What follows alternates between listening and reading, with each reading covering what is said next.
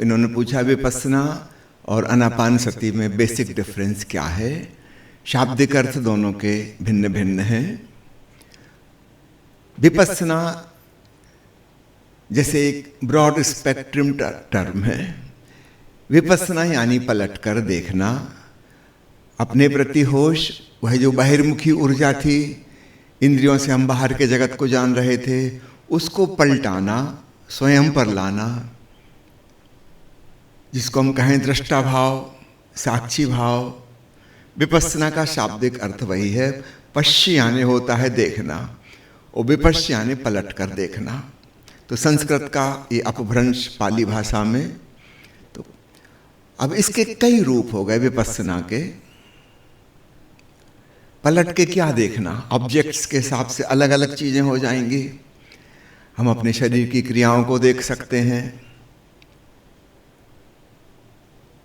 अपनी इंद्रियों की संवेदनशीलताओं के प्रति सजग हो सकते हैं, आती जाती श्वास के प्रति सजग हो सकते हैं, हृदय में चल रहे भावनाओं को दृष्टा भाव से देख सकते हैं, मन के विचारों के साक्षी हो सकते हैं, और अंततः स्वयं के भीतर जो बोध है उसके प्रति ही बोधपूर्ण हो सकते हैं। तो ऑब्जेक्ट्स अलग अलग हो गए, तो उस प्रकार से उनके नामकरण होंगे। मुझे बौद्ध शब्दावली के वो ठीक उच्चारण नहीं पता, कुछ ऐसा है कायानुपश्यना, यानी काया की क्रियाओं के प्रति होश। वेदनानुपश्यना अर्थात संवेदनाओं के प्रति होश। फिर आनापान सती उसी में आता है, यानी आती जाती श्वास के प्रति होश। तो विपस्सना के कई आलंबन हो सकते हैं, सहारे, जिसके सहारे हम भीतर पलट के देखें। उसमें से एक आनापान सती है। तो आनापान सती एक स्पेसिफिक मीनिंग हो गया, आती जाती श्वास के प्रति होश। सती का मतलब यहाँ पर स्मृति, उसको हम आज की भाषा में कहें तो जागृति। आती जाती श्वास के प्रति होश। तो यह एक प्रकार हुआ विपस्सना के कई प्रकारों में से। लेकिन कालांतर में यह प्रकार इतना ज़्यादा प्रचलित हुआ क्योंकि सर्वाधिक सरल और सुगम।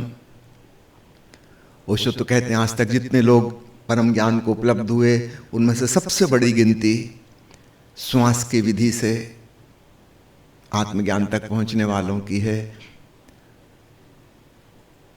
तो कालांतर में धीरे धीरे विपस्सना और आनापान सती पर्यायवाची से हो गए। तो शाब्दिक अर्थ उनके अलग अलग हैं। तो विपस्सना यानी साक्षी होना।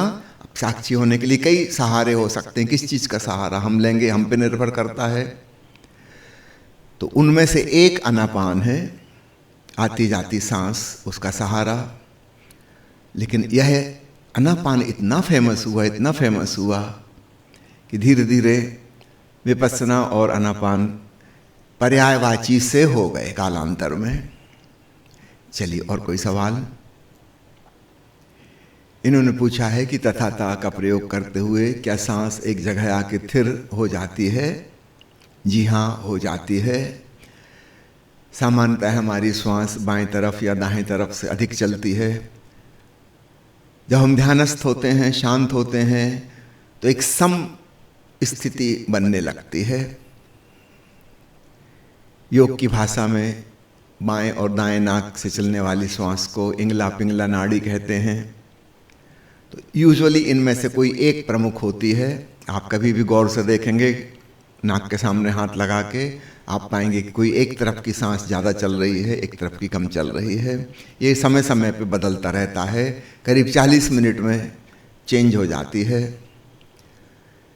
महिलाओं की बाएं तरफ से ज़्यादा चलती है तुलनात्मक रूप से पुरुषों की दाहिने तरफ से ज़्यादा चलती है। दाहिने तरफ से शक्ति का प्रवाह अधिक होता है, बाएं तरफ से शांति का प्रवाह ज़्यादा होता है।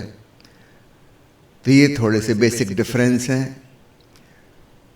सुबह जब आप उठते हैं उस समय देखिए कौन सी तरफ की सांस ज़्यादा चल रही है। अगर आप दिन भर शांत रहना चाहते हैं, प्रसन्न रहना चाहते हैं, तो दाहिने करवट पहले लेट जाइए 5 मिनट के लिए। आपकी नाक बाएं तरफ से चलने लगे क्योंकि जिस तरफ हम लेटते हैं नीचे वाली नाक कंजेस्टेड हो जाती है, वहाँ ब्लड सर्कुलेशन चला जाता है ज़्यादा, दूसरी नाक खुल जाती है। तो 5 मिनट आप बाएं तरफ से सांस लें, फिर आप एक शांत भाव दशा में उठेंगे और उसका प्रभाव आप देखेंगे दिन भर भी है।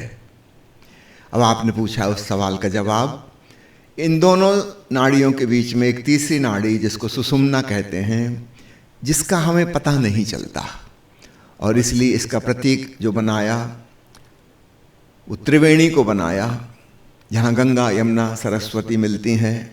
तो गंगा यमुना का पानी का रंग अलग अलग दिखाई देता है कि वो गंगा का पानी है, ये यमुना का पानी है। सरस्वती दिखाई नहीं देती।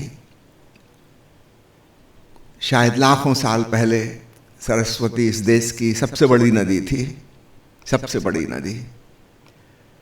फिर समय बीतने के साथ सब चीजें परिवर्तित होती हैं। अब सरस्वती नदी कहीं भी नहीं है। हाँ, सैटेलाइट से जब चित्र लेते हैं उसमें हम देख सकते हैं कि लाखों साल पहले सरस्वती नदी कहाँ से बहती होगी। वो मार्ग अभी भी दिखाई देगा। वहाँ अभी भी हरियाली है, बड़े बड़े वृक्ष हैं, नदी की लकीर अभी भी खिंची नजर आएगी। तो कभी वह देश की सबसे बड़ी नदी थी। हमारे देश के अधिकांश शास्त्र की कहानी यहाँ से शुरू होती है कि सरस्वती नदी के किनारे फला फला शहर में एक फला ऋषि या राजा रहा करते थे। सारी कहानियाँ सरस्वती नदी के आसपास की, पूरी सभ्यता वहाँ विकसित हुई थी। फिर वह नदी खो गई। इसको प्रतीक बना लिया संतों ने इंगला पिंगला और सुषुम्ना नाड़ी का। तो सुषुम्ना नाड़ी है लेकिन अदृश्य, उसका पता नहीं चलता। जब हम बहुत समभाव में पहुंच जाते हैं, टोटल रिलैक्सेशन में, तो सांस सुषुम्ना नाड़ी से चलती है, जिसका कि हमें एहसास नहीं हो पाता। तो हमको लगता है कि थम गई, रुक गई। कई लोग घबरा के ध्यान से वापस लौट आते हैं। जब ऐसा होने लगता है बड़ी भूल हो जाती है। वहीं से असली गहराई मिलने वाली थी, वहीं हम डर के लौट आते हैं कि कहीं मर ना जाएं, सांस ही बंद हो रही है। नहीं, उस समय अहोभाव से भरिए, सौभाग्य की घड़ी आ रही है। अब बहुत गहरे ध्यान में डुबकी लगेगी, जहां सांस का पता चलना बंद हो गया। सांस बंद नहीं हुई है, अभी भी चल रही है, लेकिन अत्यंत सूक्ष्म, बहुत बारीक, उसका एहसास नहीं होगा। तो इसको सौभाग्य समझिए ताकि आप उसमें गहराई से डूब सकें। और तथाता भाव में बड़े से बड़ा स्वीकार तो मृत्यु का ही स्वीकार है।